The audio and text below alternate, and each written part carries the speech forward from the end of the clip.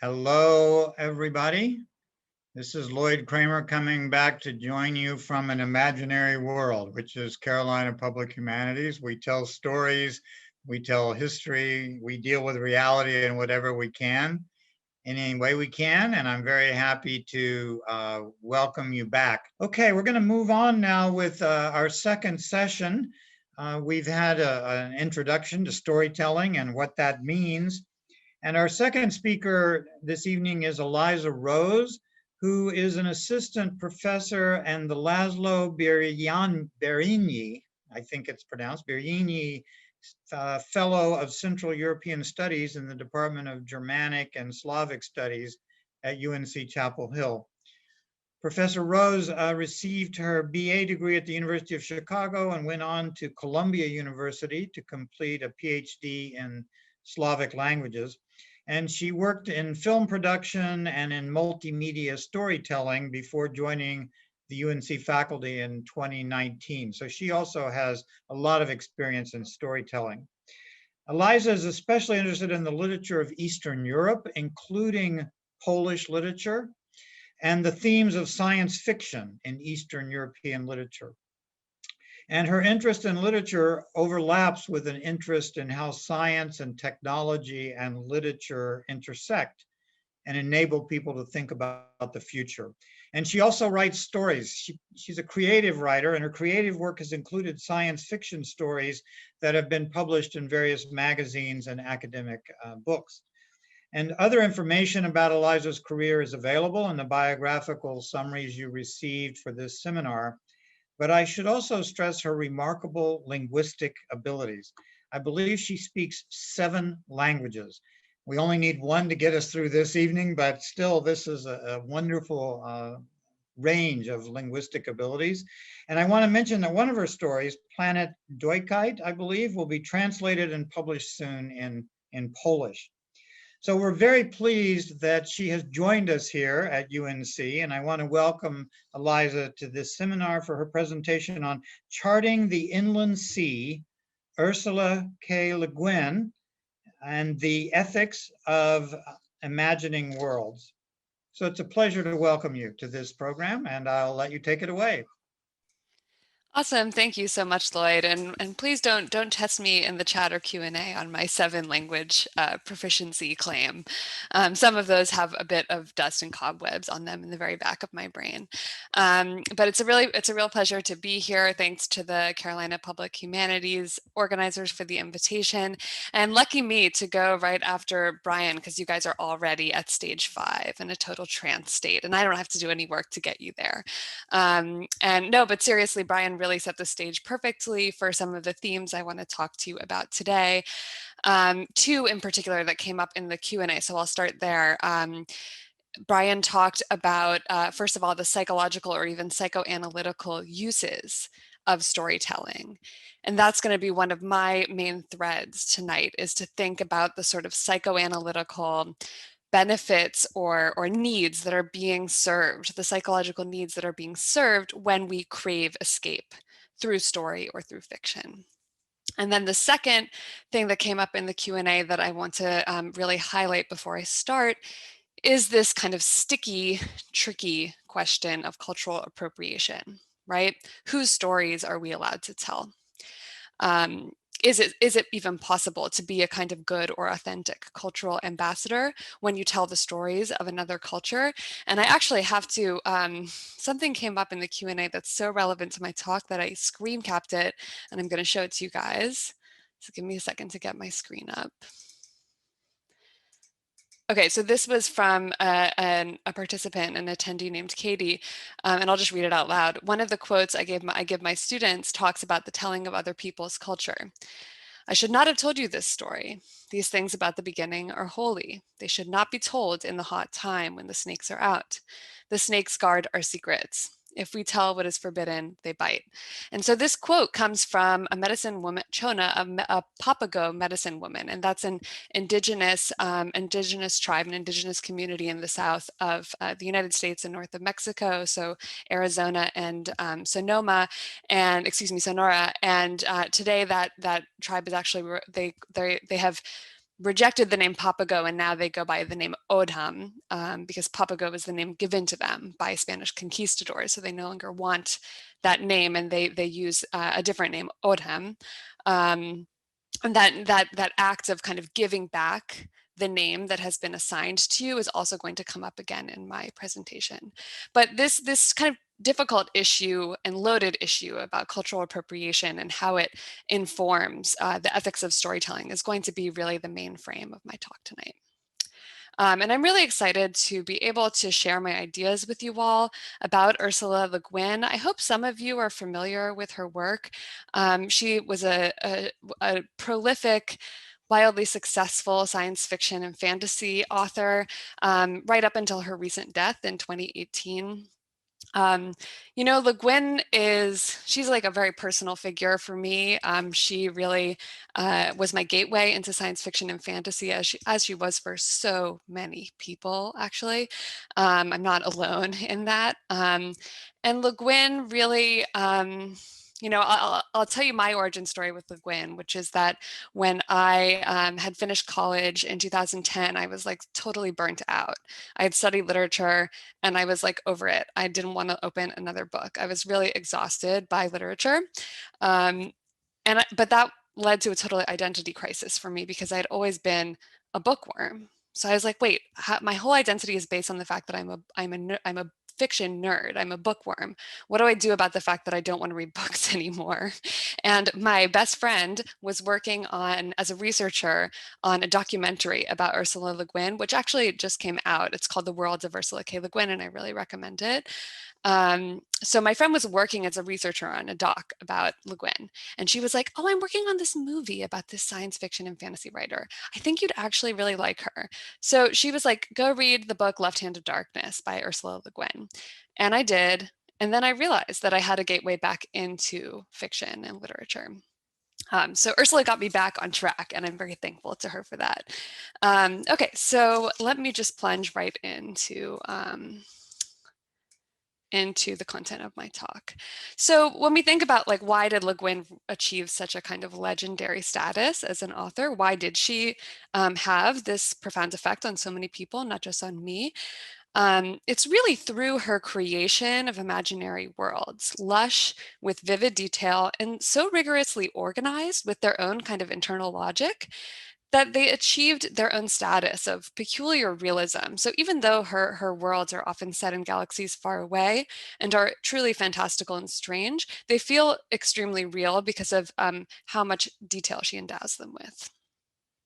So most of her fiction does take place in far-off galaxies, but I'm actually going to be focusing on one hub of her imaginary universe that is anchored in our real world.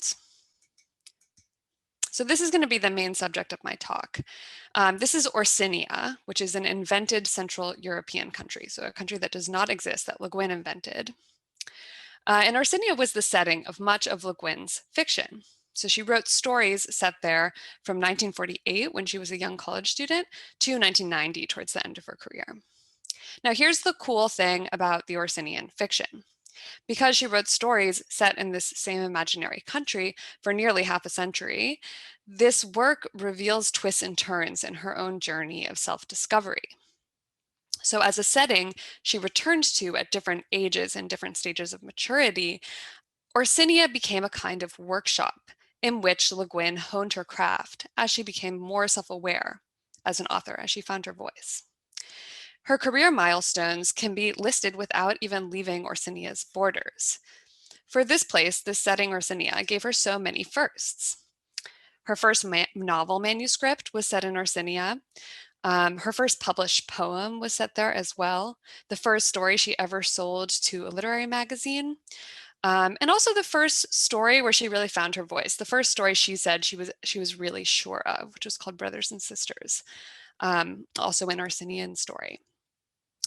And you know, this is kind of surprising for people who do know Le Guin out there in the among the attendees, because she really is more famous for her hard science fiction and fantasy.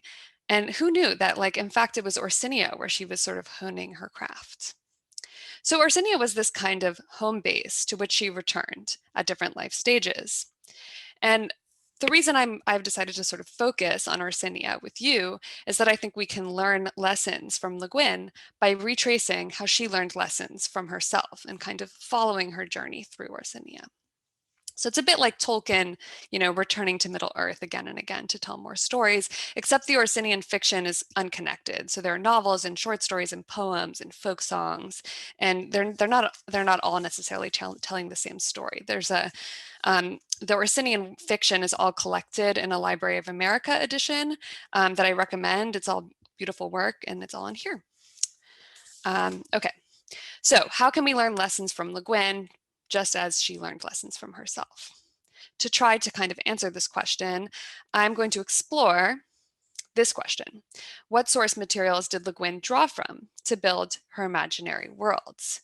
So a weaver might source fibers from a textile mill where it has been scoured and spun. A painter may buy pigments, brushes, and canvases from an art supply store. A filmmaker is going to need film stock and, a boom and microphones and, of course, a camera. But what supplies does an author need to generate an imaginary world? And here's where we're going to get to psychoanalysis. Sigmund Freud asked the same question when he pondered the psychological motives of creative writing. He opened his essay, Creative Writers and Daydreaming, with this sentence: "We laymen," meaning those of us who don't write fiction, "we laymen have always been intensely curious to know from what sources that strange being, the creative writer, draws his material, and how he manages to make such an impression on us with it." So I'll rephrase Freud's question. What source materials does the imagination draw from? Could it be that even castles in the sky are not made of airy nothing, but of something harder and heavier? Perhaps the lived experience, language, or culture of real people. And here's where we get to the issue of cultural appropriation.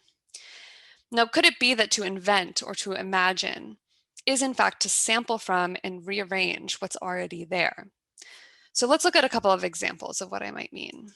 Let's take the name Orsinia, the name of this country. Le Guin's, so the word Orsinia, the name Orsinia, just like Le Guin's name, Ursula, both words are derived from the Latin word ursus, meaning bear. So she kind of named the country after herself. Here's a second example, also having to do with a title of Le Guin's fiction. Le Guin has a short story called The Ones Who Walked Away from Omelas. And to come up with this kind of fantastical setting name, place name, she had seen a road sign. So Le Guin lived in Portland, Oregon for most of her life. And she had just seen a road sign that said Salem, that was pointing to Salem, Oregon. And she just read the words backwards, right? She just inverted the letters. Salem O for Salem, Oregon became Omelas. So again, we see how she's kind of rearranging what's already there to invent something anew. So to write the Orsinian fiction, what source materials did Le Guin draw from? What recipe did she use to take apart and recombine the real into the unreal? And I think Le Guin's publishers really acknowledged her complicated relationship between the real and the unreal with the title of her collected short stories, which are called The Unreal and the Real. Of course, to imagine her more far-fetched science fictional worlds, Le Guin also drew liberally from reality-based research. To write her masterpiece, Left Hand of Darkness, for instance, she did scrupulous research for its Ice Age setting on a faraway planet. She spent days at the library reading up on the people of northern Finland to learn their techniques for getting through the winter. So she researched real life in order to create this fantastical world. Did she use the same recipe to imagine alien planets and European provinces?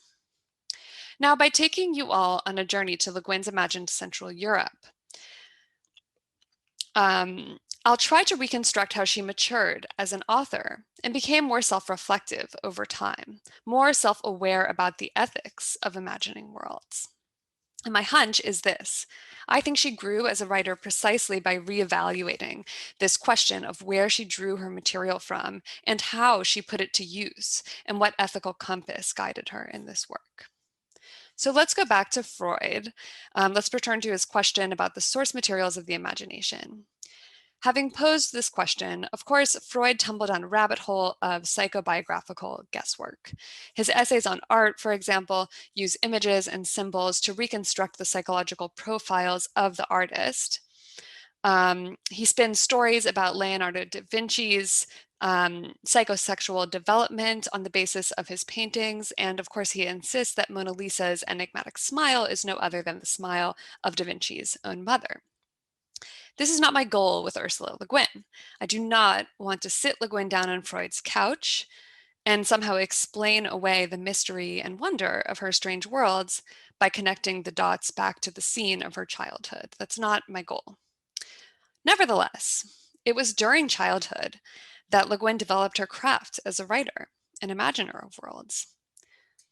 She fondly remembers a childhood dominated by games of make-believe. With her brother Carl, she played narrative games with stuffed animals and toy soldiers, taking turns acting out parts.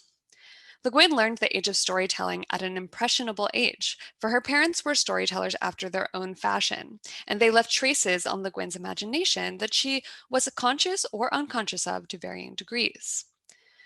Le Guin remembers the campfire at her family ranch as the source of her identity as a writer and as a storyteller.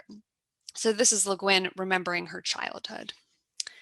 She says, when I was a child, I would be playing in the adobe dirt with my little houses and my little cars and people, and over at the outside hearth, a visiting friend might be talking, telling a long story in some language or other, Yurok or Papago or English, and my father would be listening. I didn't pay any attention. That's what grown-ups did. They told stories and listened to them. When I grew up, I would probably do the same. So this scene, this memory is important. So I want to kind of pause with it for a second. And I would like to see Brian map this scene in his narrative schema for the storyteller and the listener. Because let's think about what we have here. We have Ursula Le Guin's father and his indigenous American friends, among them a member of the Papago tribe, telling stories in languages that Le Guin's father understands, but that Ursula does not, right? So they're telling stories in different languages by around the fire, a classical storytelling scene. Le Guin is not part of their little circle, right? She's sitting off to the side, she's playing with her cars. And she's hearing them, but she's not listening, right? She says, I didn't pay any attention. That's what grown-ups did. But somehow this scene made a strong impression on her, because even listening and not paying attention, but somehow hearing and kind of soaking in the act of storytelling, that's when she decided she wanted to be a writer. So I wonder what kind of stage she was at. That seems like a kind of interesting trance state for Brian's schema. So by the way, as I mentioned at the beginning of my talk based on Katie's comment from the Q&A, so the Papago community has since given back that name, and they now go by the name Odham. And again, I'm going to return to the motif of rejecting one's given name later. Okay, so who was the guy at the campfire? Who is Ursula's father? Who is Le Guin's father? Alfred Kroeber, who's Le Guin's father, was one of the founding fathers of cultural anthropology. He researched Native American indigenous people, including the Odham tribe. So I'm going to recount one episode of his long and successful career that has since actually gone down in infamy and has cast a real shadow over Kroeber's name. Kroeber essentially adopted a survivor of the decimated Yahi tribe of Northern California. And this is the man who's to Kroeber's right on the image that you see. Kroeber's in the middle. So he brought this survivor to Berkeley, where Kroeber taught, and where Kroeber at the time was teaching in the anthropology department. And he found the man living quarters and a job, both of which were at Berkeley's Museum of Anthropology. Kroeber also assigned the man a name. Since the man had withheld his given name, stating that his religion forbade him from sharing it, Kroeber gave him the name Ishi. And the word Ishi simply means man or human in the Yahi language. And Ishi apparently accepted this name. So Kroeber's legacy is currently undergoing critical evaluation at Berkeley. Remember that Ishi worked and lived at the Anthropology Museum. He thus became a kind of living museum exhibit, a walking, talking specimen of the vanished world and community he was made to represent. When he died, he continued to be treated as a kind of research specimen. Coroners performed an autopsy to study his anatomy and requisitioned his brain for Alfred Kroeber to study. Now, Kroeber did not like this. Kroeber rejected the gift and was even repulsed by it. He was very upset. He sensed that something about this whole business was not right. But to rid himself of the unwanted brain, he sent it to the Smithsonian Museum. And in this way, he never really challenged the treatment of Ishii's body as a research specimen rather than as sacred remains of a living person or a person who had lived.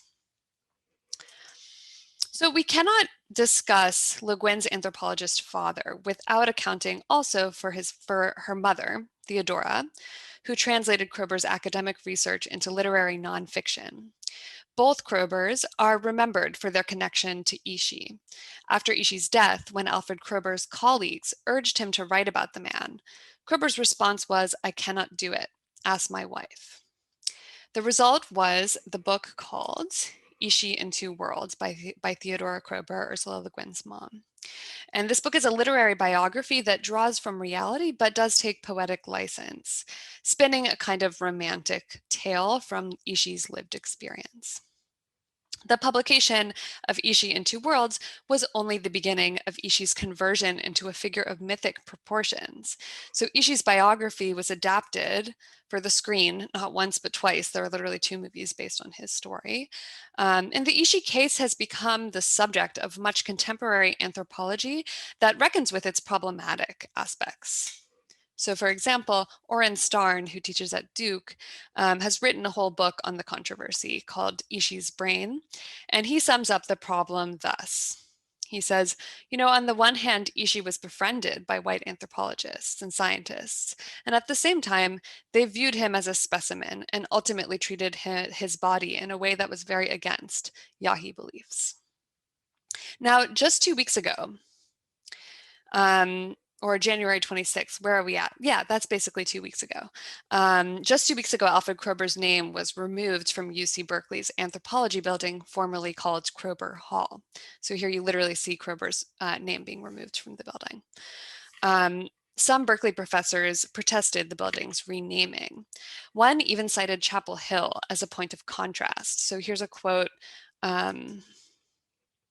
Here's a quote from a retired Berkeley professor named Nancy Shepard Hughes. And this is from a blog post that I found online. This renaming is happening during the long overdue erasures and removals of the names and statues and monuments of slavers, Indian killers, colonialists, and racists. Of course, we all want these odious monuments of exploitation and evil to be taken down or sent to museums, including all Confederate statues like Silent Sam, who until recently graced the gates of the University of North Carolina, Chapel Hill. But Kroeber had nothing to do with any of these. So she and certain other anthropology professors kind of objected to this decision to unname Kroeber Hall, because for them, it really lumped Kroeber in with all of the white supremacists and Confederates whose status is being questioned at places like UNC. Okay. So in all of these cases, Ishii and Kroeber have both become heavy symbols. Ishii is made to stand for entire decimated indigenous populations, while Kroeber is made to stand for the mistreatment of those populations by white people. So why do I bring up the controversies troubling the legacy of Le Guin's father? Surely, if we find fault in Kroeber's treatment of Ishii, his daughter shouldn't carry the burden of her father, right? My point is not that Kroeber's now tainted legacy should taint Le Guin's legacy as well. As I said, she's my favorite writer. She's the person she was my gateway into science fiction. But I do find it fascinating that Le Guin cultivated her storytelling craft in the care of her father and mother, both of whom showed her how the lived experiences of another person or culture can be adopted as source material for research and literary narrative. The same professor who dissented to the unnaming of Kroeber Hall insisted that Le Guin's novels were profoundly impacted by Ishii's story. So this is from the same blog post. Ursula Le Guin published many books based on her early exposure to Ishi's story.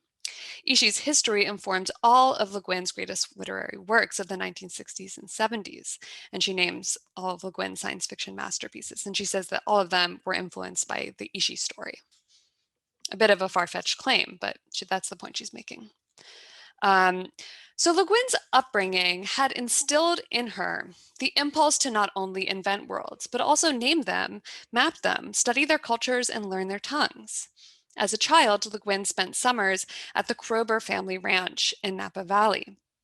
The house was an intense point of contact between Le Guin and her father's world, for it was here that Kroeber hosted colleagues as well as members of the Odham tribe that he researched. The ranch was also known to her family and their endless flow of guests by the invented name Kishimish. So the name Kishimish is yet another example of how imaginary acts that seem to draw from airy nothing, inventing something out of nothing, may in fact make use of source material that already exists. The word Kishimish is quite close to the Hindi word kishmish, which I'm probably not pronouncing correctly, which means raisin, dried versions of the grapes that grew in great abundance at the Napa Ranch and former vineyard. Ursula's mother describes the property thus: the sun burns the grass even ever darker as the warm, dry season advances, 4 or 5 months without rain, during which time the grapes in the vineyards of the valley floor below ripen, ready for the wine vats before the winter rains begin. One can imagine the bounty of grapes at the ranch, basking in the California sun, conjuring images of raisins, kishmish. Yet the word's Hindi meaning and its affinity with the ranch's crop disappear in the official origin story of the name Kishimish. Here's how the official story goes, according to Le Guin's family. Le Guin's brother Carl had been going through what his mother called his myth-making period. And he had spun some made-up legend about the grassy hills on either side of the family ranch, to the right and to the left. One hill was the Norse god Thor, and the other hill was a giant called Kishimish, who was a character of Carl's imagination. The family took to calling the ranch Kishimish's place and eventually just Kishimish, or for short, Kish. So you can see how acts of invention so often may involve recycling, reclaiming, or rearranging what's already there.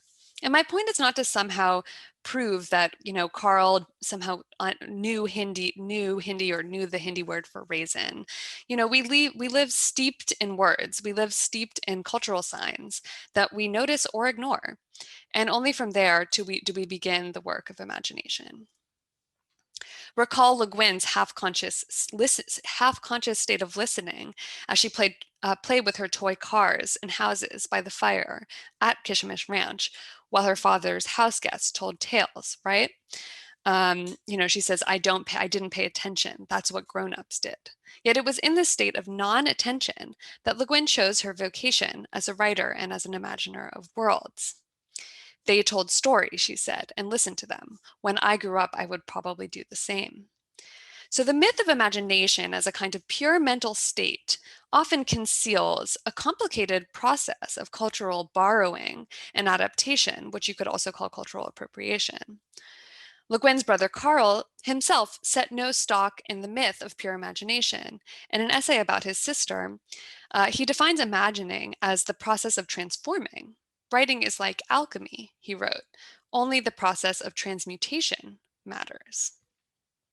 Young Carl, Ursula's brother, bears a resemblance to the teenager Stanislas in the Orsinian story Imaginary Countries, which thematizes in its title the act of imagining worlds. And this is the story I suggested you read as preliminary reading for this seminar. I hope some of you had a chance to read it. If you didn't, the synopsis can be summarized in truly one sentence. It's about a family that has a summer house, and it's the end of summer, and they all know they have to go back to the city in 2 days, and nobody wants to leave the blissful summer house, and they're packing up the house, but everybody already regrets the fact that they inevitably have to leave. That's what the story's about. And there's a kind of analog between the summer house in the story and Kishimish Ranch from Le Guin's life. So the story has certain links to its author's biography. It's set in 1935 when Ursula was 6 years old, which is the same age as Stanislaus' sister Zita in the story. Stanislaus, like Karl, draws in the story from Norse mythology to spin fables about the summer house. Stanislaus assigns the name Yggdrasil to an old tree on the grounds, referencing a sacred tree in Norse cosmology. Another part of the forest he calls Loki's Grove, which is another Norse god. And the children play a game called Ragnarok. The family's summer house has the mythic name Asgard, a kind of Mount Olympus for the Norse gods. And you might recall from the story, if you read it, that at Asgard, just like at Kishimish, grapes swelled fat on the heavy vines. So we really see the connection between Kishimish Ranch and this Orsinian summer house. The house's yard is scattered with children's toy cars, recalling the cars Le Guin used to play with at the Kishimish campfire.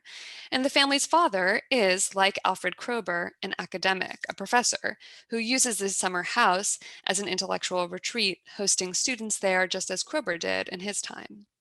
Okay, so what's the professor father doing in the story? Is it a stretch to read him as the fictional double of Alfred Kroeber, Le Guin's own father? In a kind of puzzling statement, Le Guin both denied personal affiliation with the story and admitted that it was quite close to her life. So Le Guin said about this story, "Nothing and no one in it much resembles anywhere or anyone in my life. But all the same, it's about as autobiographical as I ever got." So you see how she kind of contradicts herself in that statement. She's like, it's about me and it's not about me. Or it's not about me and it actually is about me, right? Um, so her brother Carl took a more extreme position when he credited his sister's stories for convincing him that literary biography is useless for understanding literature. But if we take Le Guin's bait, her hint that the story is and is not about her family, then we can use the story as a window into how she may have related to her father, his ethnographic legacy, and the marks it may have left on her writing. Kroeber encouraged his daughter to publish her work and even helped her to do so by mailing out her first poetry submissions. It was Kroeber who encouraged Le Guin to send her first Orsinian novel to publisher Alfred Knopf, and Knopf actually rejected the novel, but told Le Guin to keep writing. Anthropologist James Clifford has described young Le Guin as a faculty brat among Berkeley anthropologists. Thinking back to the erudite company Le Guin kept in childhood, she wrote, I'm sure that did something to my head, something good. So you can see that really growing up around her father and her father's fellow anthropologists did kind of leave a mark on her. Le Guin has referred to her father's death in 1960 as the moment when she finally came of age, rather belatedly at 31. Those are her words. Her first fiction publication came 1 year later when the Orsinian story On die Musik was published. That same year, she returned to the trunked manuscript of her Orsinian novel to try to finish it. So the Orsinia project carries traces of both father and mother, anthropologist and storyteller. Le Guin named Orsinia's main cathedral for her mother, Theodora, author of Ishi and Two Worlds. And I think Le Guin was writing for and against her father and her mother. Literary critic Suzanne Clark has noted this, saying, as the daughter of Theodora Kroeber and Alfred L. Kroeber, she addresses the intellectual project of anthropology from a place that is at once critical and at home. Okay, let's move from the Kishimish Ranch to the imagined country Orsinia and find out a little bit more about that imaginary world. According to Le Guin, Orsinia is an unimportant country of Middle Europe, not far from Czechoslovakia or Poland, but let's not worry about borders. Not one of those partly Islamized nations, more Western-oriented, like Romania maybe, with a Slavic influence but Latin-descended language.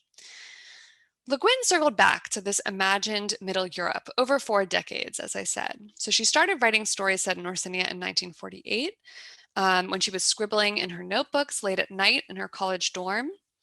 And the last Orsinian story she wrote was in 1990, and it's called Unlocking the Air. Over these 4 decades, she truly built a nation out of paper. One scrapped novel manuscript, a second novel begun in 1952 and drafted again and again and again until she published it in 1979. That novel is called Malafrena. It's very beautiful. 3 folk songs, 13 short stories, 1 hand-drawn map. She called it Matria Mia, which in her Orsinian language meant my motherland, a home one can leave but always return to.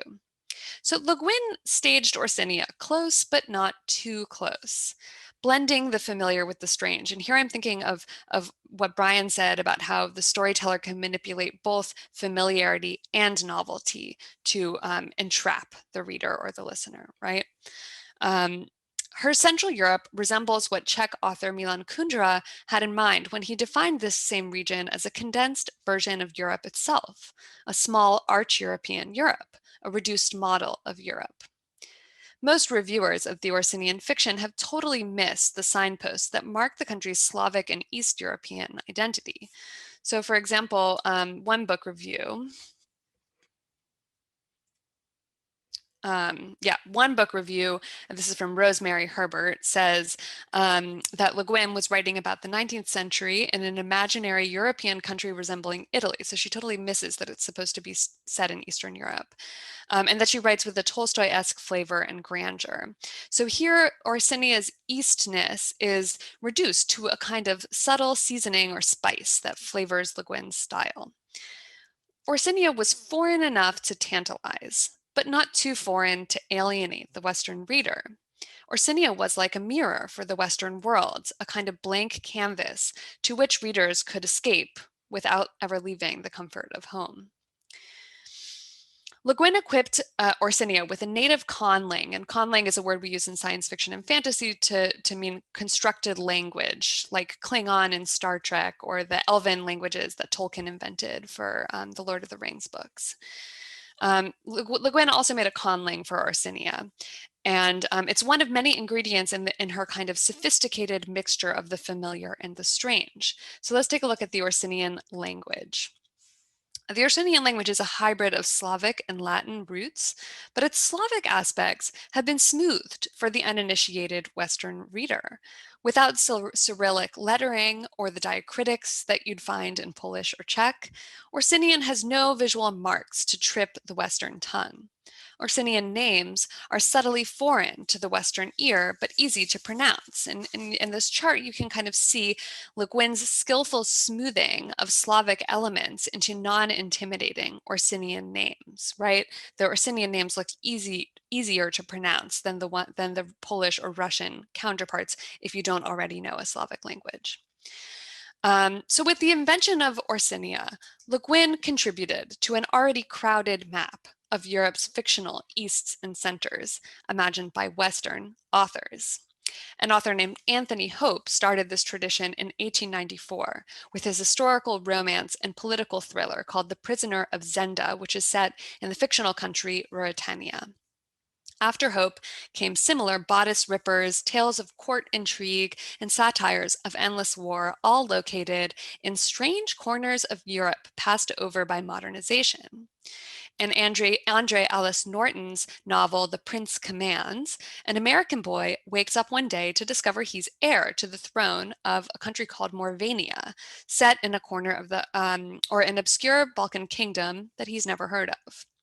George Barr McCutcheon's Graustark cycle is set in a corner of the Carpathian Mountains that is puzzlingly located close to Afghanistan, yet easily reachable from Vienna by train. So again, close, but not too close. Even Winston Churchill tried his hand at this genre with his sole work of fiction, a political thriller set in Laurania, a mildly exotic Mediterranean country that is nonetheless a cultural mirror of Churchill's own Britain, just a bit regressed in time. So today the Ruritanian genre is alive and well, actually. And it resurfaces in the form of Steven Spielberg's Krakozia, which is where Tom Hanks's character is from in the movie Terminal, or Wes Anderson's Zabruvka, which is where Wes Anderson's movie Grand Budapest Hotel is set. Even the Dilbert comics have this country called Albonia that's like a made-up Eastern European country. Maybe some of you have, even if you haven't read the Orsinian fiction, you've come across some fictional representation of a made-up Eastern European country. And this this is a crazy slide. This is, I've spent a lot of time thinking about this genre of literature set in made up Eastern European countries. This slide is just to show you that there are a lot of them. This is a very big literary trend. And so, that's an interesting question to think about. Like, why are Western Europeans and Americans so obsessed with this idea of like an imaginary Eastern Europe? And, for somebody browsing Netflix for something fun to watch on a Friday, this might seem like, oh, great, like Grand Budapest Hotel looks like a good movie. But we do have to remind ourselves of this question of cultural appropriation, right? Like, why do we think that Eastern Europe is just this like blank canvas and we can tell whatever stories about it we want, right? It's a real region that real people inhabit. Okay, so let's go back to Orsinia though. Here is Schlupsk. This is the most recent addition to the Ruritanian romance. There's a movie called An American Pickle that was released last year that is set in the Eastern European country called Schlupsk. But let's go back to Orsinia. So fantasy scholar Brian Atterbury has agreed that Orsinian realism is somehow special. Le Guin pitched her own Middle Europe against this legacy of the Ruritanian romance. She called her literature Orsinian realism. So she wanted to emphasize that it was real. And this is as if she wanted to firmly distinguish it from cliches like Ruritania or Albonia or Zabruvka or Schlupsk, right? She was doing something else. One reviewer of the Orsinian fiction describes it as about as far as one can get from a Ruritanian romance. Fantasy scholar Brian Atterbury agrees that Orsinian realism is somehow special. He calls Orsinia the furthest thing possible from the vaguely located comic opera kingdoms of Anthony Hope, George Bar McCutcheon, or Duck Soup's Fredonia. Maybe some of you have seen the Marx Brothers' Duck Soup, which is set in Fredonia. This is another kind of Ruritania. So unlike all of these other countries, according to Atterbury, Orsinia feels solid. It has geology. It has rivers, mountains, a limestone plain. Le Guin's virtuosity as a builder of worlds marks her as somehow above the cliche of the Ruritanian romance. Orsinia's stony landscape contrasts with the muddy fields of other invented Eastern Europes. And truly, they're all like very, very muddy. This is a big trend in the made-up Eastern European country genre. They're all very muddy. So it's almost as if the sharpness or density of Orsinian geology, its stony ground, reflects its superiority to ungrounded Ruritanias. But what drew Le Guin to Central Europe, if not the seduction of the Ruritania romance? Le Guin described her interest in Central Europe thus. She said, "At last it occurred to me that I might get away with writing a historical novel by writing about a part of Europe where nobody had been but me." Eager to contribute to the canon of great European novels, Le Guin found herself an outsider. So instead of writing about Paris or Rome, she staked out her own turf and gave it her name, right? Remember that Orsinia and Ursula are both derived from the Latin root ursus, meaning bear. Le Guin has explained, it's my country, so it bears my name. And you see, it's a pun. She smuggled the word bear into that claim. So she identified with this world, right? Orsinia was her haven from the kind of male-dominated publishing world, and it was her mirror. If her identification sounded territorial, it's my country, she said, right? Then this was an unfortunate consequence of Le Guin's exclusion from the world she wished to join. Her outsider status as a woman to the male-dominated publishing world forced her to go find a room of her own. And it is a testament to her imagination that this room became a country. All right, let's go back to Freud's question about the source materials of the imagination. Psychoanalyst Hannah Klein has linked creativity, to the need to recreate a world, not create, but recreate a lost world. So she writes, it is his inner perception of the deepest feeling that his internal world is shattered, which leads to the necessity for the artist to recreate something that is felt to be a whole new world. That is what every major artist does, creates a world. And Siegel illustrates this point by quoting Marcel Proust, an author immortalized for his efforts to recapture the past through literature. And Proust wrote, I had to recapture from the shade that which I had felt, to reconvert it into its psychic equivalent. But the way to do it, the only way I could see, what was it but to create a work of art? So Siegel has something interesting to say about the idea that fiction is a way to escape. And here I'm getting to the framework of our seminar, right? Like, what is it that we crave when we want to escape into literature? And this is what Siegel has to say. She says, what distinguishes an artist from a daydreamer is that the artist finds a way back to reality in his artistic creation. So the key concept here, thinking of our seminar title, is this idea. Imagination is not necessarily an escape from reality, but a kind of roundabout return back to reality by detouring through strange worlds. So escape is a journey not outward, but inward into the so-called inland sea, to use a place name that appears throughout Le Guin's fiction and is also the name of my talk, Charting the Inland Sea. So, for example, in the context of our current pandemic, let's think about 2021. Escape into fiction may actually be a braver choice than simply denying the challenges of reality. Escape might offer us a way to work through feelings of loss, anxiety, or solitude brought on by real hardships. Siegel was asking a hard question.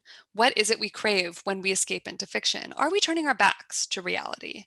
Or are we working through some loss that is difficult to reckon with in a more straightforward way? Siegel argued that it's the artist who reconstructs a lost world, but I think we can expand her argument to include we readers, right? And here we should think again of Brian's very helpful diagram of the feedback loop between the storyteller and the listener, right? They're co-creating a world together. And I absolutely agree with that model. So working in tandem, author and reader co-construct the reality of fiction. To this, you might ask, well, how can I be processing trauma or loss if the sensation I experience when I read Lord of the Rings or novels by Ursula Le Guin is pleasure, right? Like, how can I be working through trauma if I'm feeling pleasure? Freud had an answer for you. Freud thought of aesthetic pleasure, the kind of pleasure we experience when we read, as a bribe. So he wrote, we give the name of an incentive bonus or for pleasure to a yield of pleasure such as this, which is offered to us so as to make possible the release of still greater pleasure arriving from deeper psychic sources. So this is a bit opaque, so I'll unpack what he means. The pleasure of escape is bait. It's the carrot on the stick. It's the worm on the hook that drags us into the more difficult work of grappling with loss, but eventually that too yields a kind of psychic pleasure. All right, let's return to the country imaginary stories. And this is what I hope at least some of you have read for today. And let's try to read this story with Siegel's perspective in mind. So, if the artist writes in order to recreate a lost world, what does this mean? What does it mean for escape to be something more than a kind of denial of reality? How did Le Guin find her way back to reality by writing this story? What lost world is she reconstructing, right? First, we have to meet the characters in the story, who may or may not be stand-ins for Le Guin and her brother Carl. Remember, the story is and is not about her, according to Le Guin. So there's Zita, who's the youngest child in the story, who's the same age as Le Guin would have been in the year the story is set. And Zita's super young. She's like 6 or 7. She builds unicorn traps out of egg crates and cloth. She's totally cute and totally immersed in her own world. And then there's Paul, who's 1 year older and finds her unicorn games pretty silly, but is still kind of playing his own games. He makes believe he's an engineer and he hand digs big and messy tunnels in the yard. After Paul, there's Stanislaus, who's the eldest son of the family at 14 years of age, who still fancies the forest to be his kingdom and still plays Ragnarok with Paul, alternating between roles of Odin, Thor, and the frost giant. So these kids are all at different stages of childhood, but they're all still at a state where they can kind of play games together and have fun, play make-believe. Finally, there's Joseph, who's not one of the siblings. He's unrelated to the family, but he's there as the father's research assistant. About to enter seminary, Joseph is on the brink of adulthood. He even looks all grown up in his stiff dark suit purchased for his last year of college. But Joseph seems to have misgivings about leaving childhood behind. He follows Stanislaus, the teenage boy, into the woods, jealous that he himself has grown out of the game of exploring. He asks Stanislaus, "Hey, is it cool in there? Is it cool in the woods?" Um, uh, and and then he asks, "What are you doing there?" Right? So he's curious about Stanislaus' game of exploring. And despite Yosef's self-seriousness as a soon-to-be adult, he's still swayed by the magic of Stanislaus' favorite oak tree. He looks up, puzzled at the reach of branches, galaxy after galaxy of green leaves without end. And that's a quote from the story. So to return to my question, what loss is being worked through in this story? Like what lost world is being recreated? I think a loss does haunt its pages, the loss of childhood and the inevitable fragmentation of one's childhood world. So by planting siblings of different ages in the story, Le Guin documents an incremental exit from childhood. From wild Zita, who's submerged in her own imaginary world, to rambunctious Paul digging his purposeless tunnels, to Stanislaus roaming the forest, to Joseph, who's in the very last summer of his youth. The grounds of the house called Asgard are even carved into sections that represent different stages of maturity. So you have the little woods, which is one part of the forest that belongs to Zita, that's Zita's domain. And then you have the great woods, which belongs to Stanislaus, the older son. And then you have the sort of apron of the house, the lawn between the house and the forest, which is where the kids play. And Joseph, who's right at the precipice between childhood and adulthood, he hangs out in that kind of in-between threshold place. So this kind of compartmentalization of maturity into different parts of the summer house creates a kind of memory palace that recreates the sort of exit from childhood. Okay, one moment. Let me find myself in my notes. Okay, so this story returns to, I think this story returns to the scene of Le Guin's childhood, but it doesn't picture this world intact. It pictures it already in a state of fragmentation. The summer house called Asgard is an upturned, disheveled world. It's coming apart at its seams. Paul's hand-dug tunnel literally disembowels the ground, surely soon to be ruined by winter rains. The household is in a constant state of disarray as dolls are lost and found, objects are packed up and stored away, dishes are turned over, and mousetraps set out.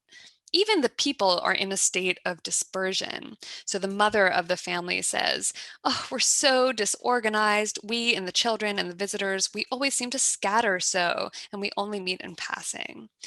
Asgard is the kind of place where children are always falling into ponds and the air thrums with dispersing laughter. There's one quote that says, "Next day, only the walls of the house were left standing. Inside, it was only a litter of boxes and open drawers and hurrying people carrying things." Right? This is not an intact childhood state. This is a childhood that's already like coming apart into pieces. In all these images, we see the intact world of childhood coming apart. This disillusion is inevitable, right? The characters say, for it would rain, Le Guin writes with certainty. All the 9 months they were gone from Asgard, rain would beat down on the roads and the hills, and the tunnel would inevitably collapse. But the story is suspended between the certitude that this world will inevitably fall apart, right? Summer must end, childhood must end. It's suspended between the knowledge that that is true and fiction's uncanny power to, in spite of all, reconstruct lost worlds. As Le Guin walks us through the emptied summer house, room after empty room, we feel this contradiction. We taste this contradiction in the form of cold ham, pickles, cold fried eggplant, and salt, hard bread. And we wash this contradiction down with hard red wine as the family feasts on the last dinner of summer, seated right on the forest floor and eating with their hands because all of the silverware has already been packed away and the whole house has been closed for winter. We hear this contradiction as Zita, screaming loudly for pure joy, becomes Zita screaming louder with rage as she's shipped off to bed on the last night of summer.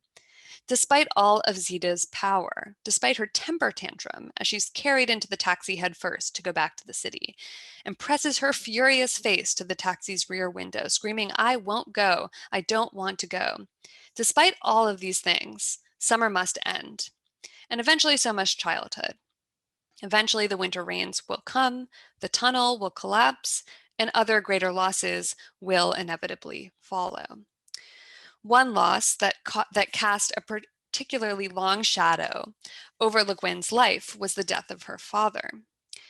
So let's say we go against the warning of her brother Carl, who said, hey, literary biography is totally useless for understanding literature.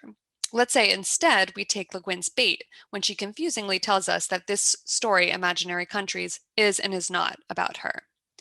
What if the esteemed professor in the story Imaginary Countries, father to Zita, Paul, and Stanislas, is Alfred Krober, father to Ursula and Carl, however alchemically transformed?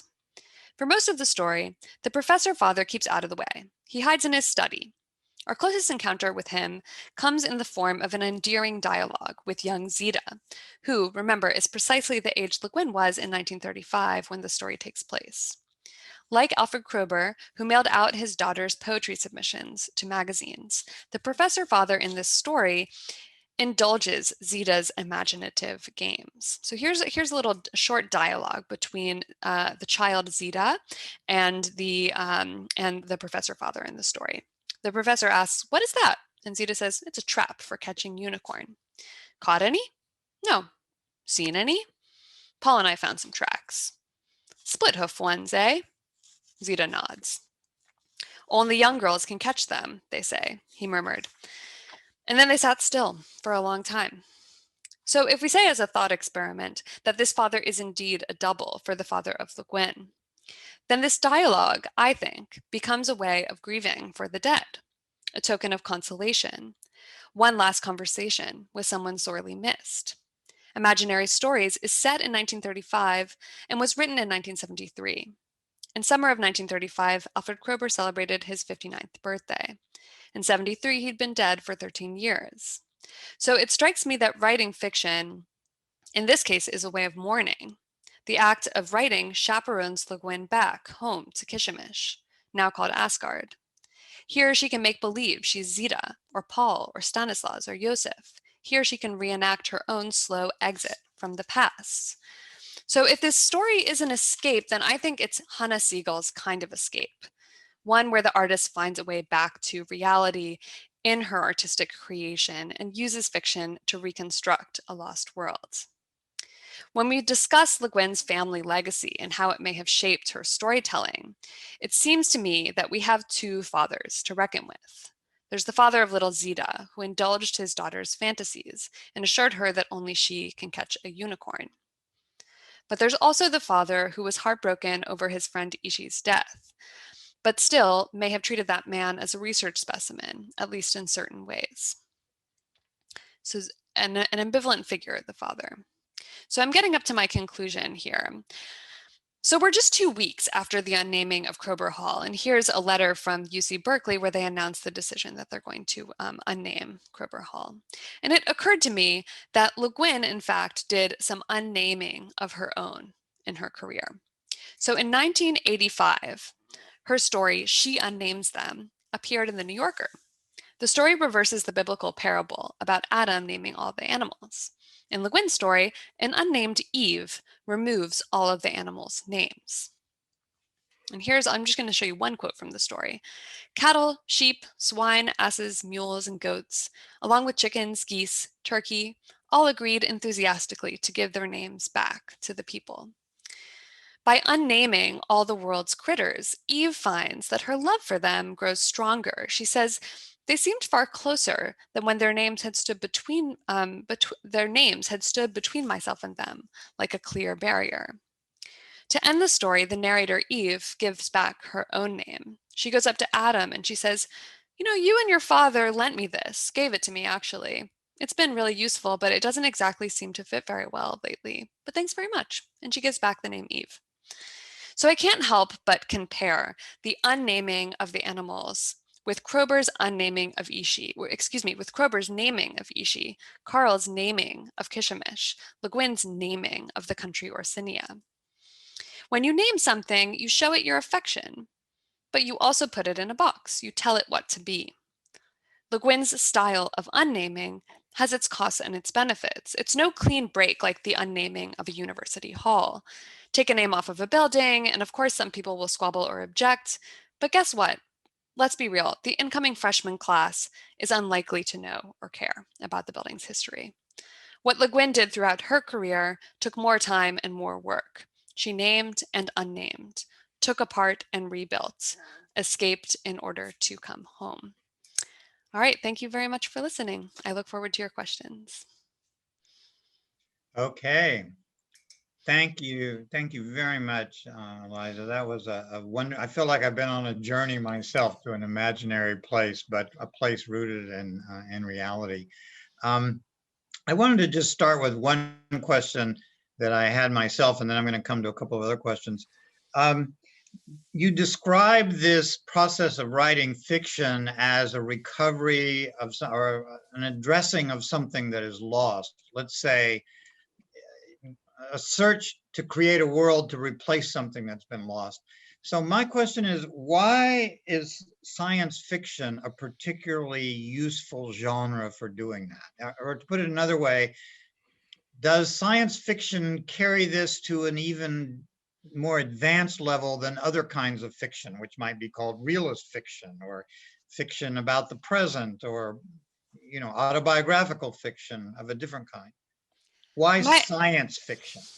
Yeah, that's a great question. And I mean, as a science fiction nerd, my answer is definitely going to be yes. Science fiction is uniquely positioned to help us kind of retrieve or reconstruct or work through some kind of past experience of loss. And it might have to do with Freud's argument, right? That it gives you an incentive. Right, it gives you this kind of superficial pleasure by saying, "Hey, come read about these guys who are in rocket ships who are sailing to other moons." Right? Come read this fun story about unicorns. Come read this fun story about hobbits and elves. It gives you this superficial pleasure that actually kind of tricks us, right? And then it baits us into what ends up becoming a psychological exercise, where by analogy we are working through some kind of pain or loss.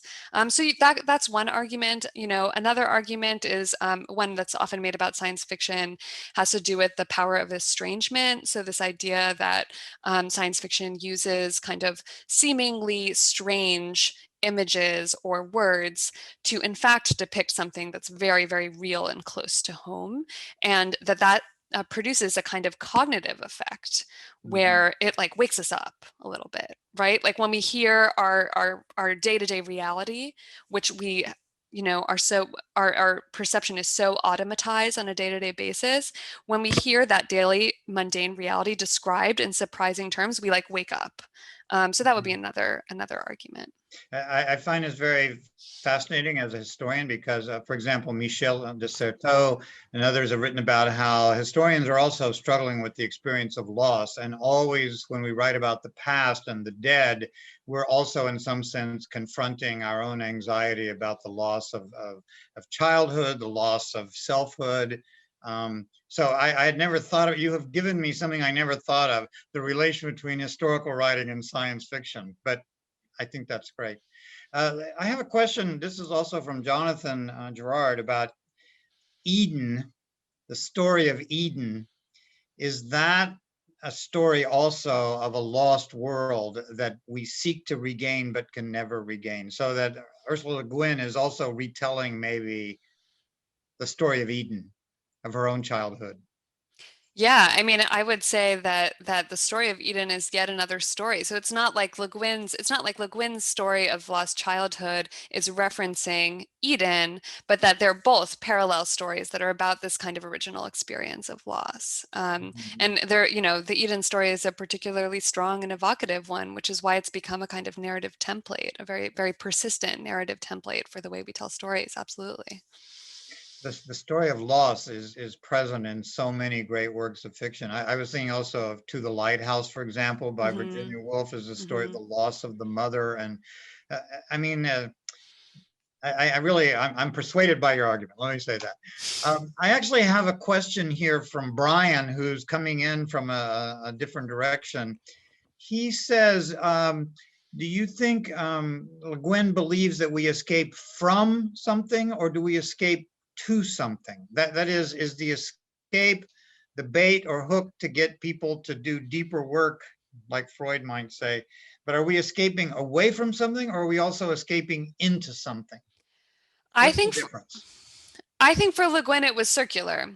It was circular. It was a detour, right? You're escaping away in order to come home. So she was pretty obsessed with this return home. It's a trope in many of her stories. It's this kind of Odysseus trope, right? Of the hero returning home, which is somehow, for me at least, a more interesting story than the journey outward, is the return journey. So she was pretty obsessed with this. One of my favorite novels by her is called Always Coming Home, and it's a novel she wrote. She returned to the Kishimish Ranch in Napa Valley in order to write this novel. So she was literally writing it in the kind of scene of a return to childhood, and it's about a far future version of California where she kind of even takes that she names that community of far future California after the ranch. So she calls them the Kesh people, which is clearly kind of extracted from the name Kishimish. So that this book is called Always Coming Home. And I think it's about how she, as an author, is always coming home, but by detouring through these, you know, intergalactic lush exoplanets, right? Mhm. She's going as far away as she can in order to come home. So I think for her it is a kind of it's circular. It's about the return homeward. I was just so impressed by this link to her father and the story of the renaming of the building. I had heard about this, the Kroger building, but I had no idea that it's actually a pathway into understanding Ursula Le Guin. I mean, it's amazing how things are connected. Yeah. Well, my hunch is that people are a little bit afraid to talk about it, actually, because, you know, Le Guin is really a legend. Like people, I mean, myself included, I have so much respect for this author. Yeah. I really, like, this author taught me how to think, and a lot of people feel that way. And so it's difficult to figure out how to, like, try to kind of tell those two stories together, right? Like the story of the Kroeber controversy and the story of Le Guin. It's hard to figure out how to tell those stories together. And I struggled when I was preparing for tonight because, you know, you really don't want, like, we live in an age where, you know, discourses around cultural appropriation and political correctness are very, very loaded and fraught. So if you say one wrong thing, or if you know, it's Mhm. very easy to be misunderstood. So Mhm. my hunch actually is that people are a little bit timid to talk about it. And again, I want to reiterate that I'm not saying, you know, like Kroeber really messed up and therefore we should read his daughter's great fiction in a different way. Like that's not what I'm saying. Mhm. I'm just, you know, I do think that she really learned how to tell stories in the company of her father and her mother, who were learning how to tell stories from these indigenous people. Well, I think you're posing, though, actually the most complicated question of history as well that we're facing all the time, because virtually every historical figure we're dealing with now has a mixed history. Every great philosopher, you know, that they, on the one hand, they achieved something creative, something unique, even something imaginative. On the other hand, they replicated certain structures of hierarchy or racism or you know, sort of gender bias, all kinds of things. I mean, this is really, if I may jump this to the broadest question of the humanities right now, it's how do we engage with the creativity of the past, recognizing the limitations, and I guess also with some humility, recognizing our own inevitable limitations that other people will recognize later on. So Let me ask you one other question about naming, and this also comes in a dialogue with Jonathan about the power of naming.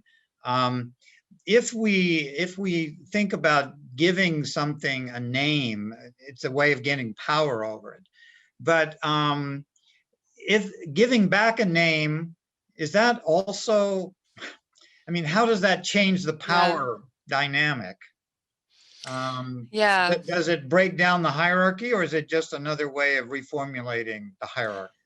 Yeah, so that's a really good question. What happens in that, and I recommend that story as well. It was published in the New Yorker, I think I said 85. I think that's about right. And it's very short. It's like 2 pages long.